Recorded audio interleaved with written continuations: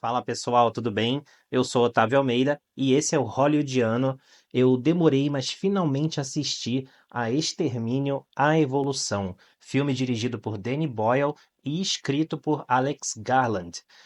É o terceiro filme da série iniciada em 2002 com Extermínio, mas também é a primeira parte de uma nova trilogia dentro da saga. Confuso, né?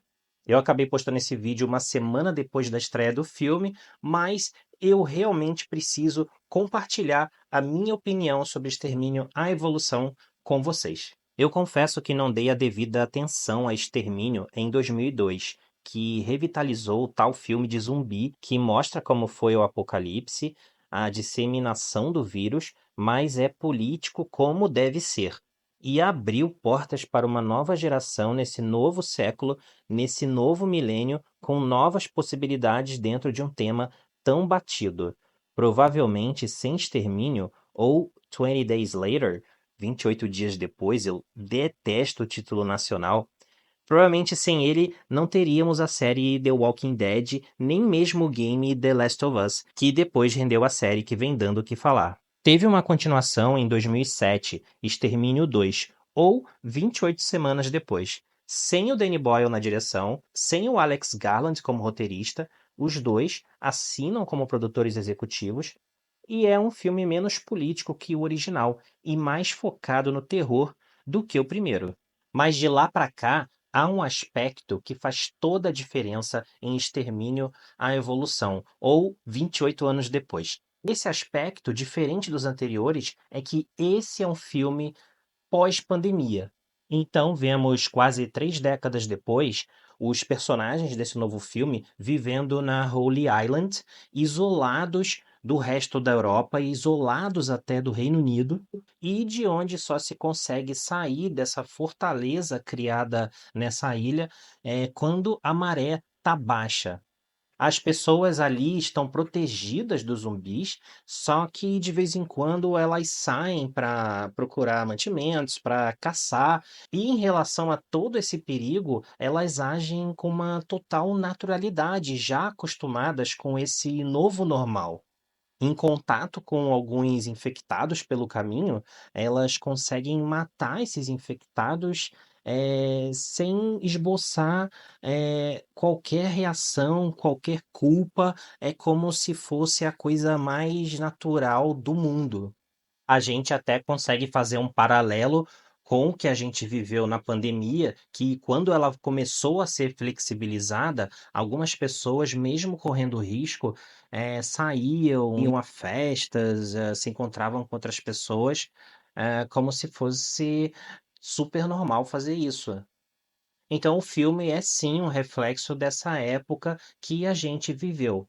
E como vocês sabem, muitos ainda eram crianças durante o isolamento e muitos nasceram naquela situação. Eu digo isso porque não tem Cillian Murphy, que deve estar nos próximos filmes dessa trilogia. Muito menos aparecem personagens de Extermínio 2 nesse filme.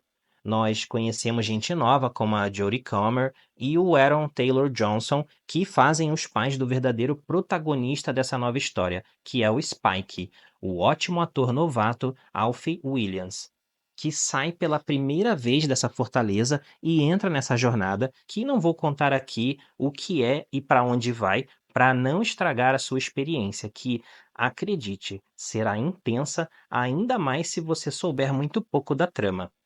É um filme diferente dos anteriores e, ao mesmo tempo, também é a continuação que você esperava.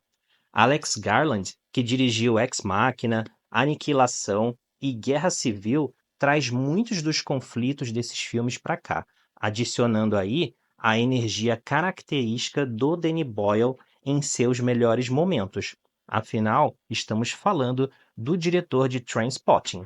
Juntos, eles têm tantas ideias na cabeça que eu acho que isso só poderia ter sido contado realmente numa trilogia ou numa série de filmes ou mesmo numa série de TV. E ainda bem, na minha opinião, que isso foi para o cinema. Além do Alfie Williams, a gente tem aqui grandes atuações da Jodie Comer e do Ralph Fiennes, só para variar, né? O Ralph Fiennes, então, faz um personagem misterioso, mas recebe dele atitudes bem diferentes daquelas que com certeza você também vai esperar. Ainda assim, acho que os próximos filmes trarão novas camadas que ainda não vimos nos personagens que sobrevivem até o final de Extermínio à Evolução. Agora, esse subtítulo A Evolução tem tudo a ver com a trama. Boyle e Garland traçam um estudo bem interessante sobre nossos comportamentos no meio desse isolamento. Você tem a confirmação durante o filme que o vírus foi contido no restante da Europa, menos ali onde a gente está acompanhando essa história, num lugar que vive uma eterna quarentena. É como se a cidade ou país onde a gente vive não tivesse conseguido sair até hoje da pandemia, enquanto o resto do mundo conseguiu seguir em frente. Seria uma sensação até mesmo claustrofóbica, uma sensação horrorosa. Então a gente faz uma imersão nesse lugar que regride à barbárie, à selvageria. Ou seja, uma alusão bem ousada, inteligente e crítica ao Brexit. E é uma alusão que não para por aí. Os seres humanos regrediram, estão mais primitivos nesse filme, ao contrário dos infectados, que evoluíram. É como se a Inglaterra, ou melhor, o Reino Unido do início do século, não existisse mais. Fiquem atentos ao poema recitado entre uma bizarra montagem de cenas logo no começo do filme, e que também está no trailer, indicando que o Reino Unido não evoluiu, ainda é movido a guerras e tragédias como na Idade Média. Entre os infectados, aliás, há um líder em cada grupo que é o Alfa, que é sinistro, mais alto, mais forte, mais veloz e mais inteligente, além de ter uma pegada meio predador. E além de manter o gore, os zumbis de extermínio, em sua maioria pelo menos, estão peladões aqui. Essa história vai continuar, mas eu preciso admitir aqui, embora o arco dessa primeira parte seja concluído, eu não gostei do final desse filme. Mas vejam só, eu não gostei exatamente pelo que acontece na tela, mas porque acontece agora. Eu acho que é uma cena que deveria ter sido apresentada no início do próximo filme.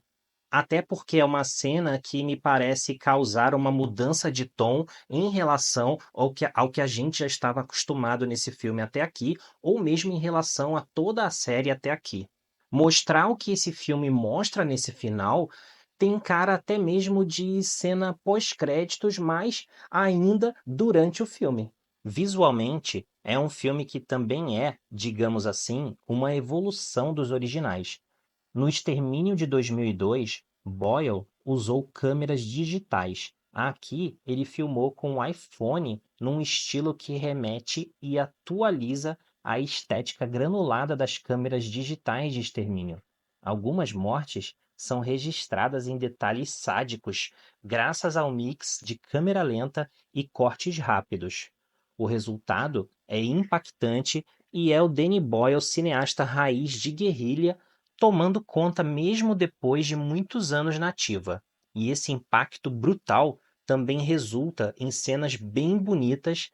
Tem uma sequência noturna, por exemplo, com a lua cortando a escuridão, em que pai e filho fogem de um alfa na maré que ainda não está tão baixa assim, que é impressionante. Ainda sobre beleza no meio de um mundo que não tem cura para nada, Extermínio à Evolução é sim um filme bastante cruel, mas que também é um filme que em certos momentos consegue emocionar de forma profunda. É uma dualidade que também existe na trilha visceral do grupo Young Fathers. Algumas faixas dessa trilha parecem o som dos anjos e outras parecem ter vindo diretamente do inferno. Então eu fecho Extermínio à Evolução com 4 estrelas. Eu quero agradecer pela sua presença aqui no vídeo de Extermínio à Evolução. Deixe seu like e se inscreva no canal. Se puder, compartilhe esse vídeo porque isso vai me ajudar muito. É isso aí, pessoal, e a gente se vê no cinema.